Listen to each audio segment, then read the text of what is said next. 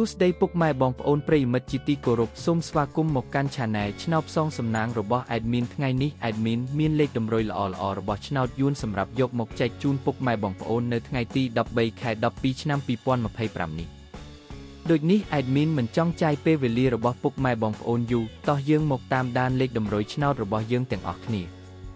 សម្រាប់លេខតម្រុយ2លេខមានលេខ98លេខ56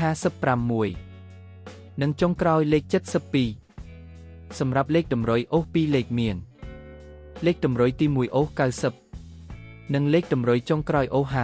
50សម្រាប់លេខតម្រុយ3លេខមាន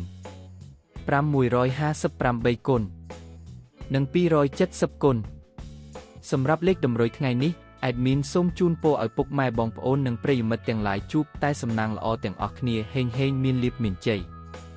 ជាចុងក្រោយសូមកុំភ្លេចជួយចុច Subscribe និង Comment ហើយដាក់សញ្ញារូបកណ្ដឹងដើម្បីជាការផ្ដល់កម្លាំងចិត្តមកកាន់ Admin ជាពិសេសងាយស្រួលតាមដានវីដេអូថ្មីៗនិងលេខតម្រុយល្អៗជាប្រចាំថ្ងៃជាមួយ Admin សូមគោរពលាពុកម៉ែបងប្អូនពី Admin ឆ្នោតផ្សងសំណាងសូមសំណាងល្អទាំងអស់គ្នាសូមអរគុណ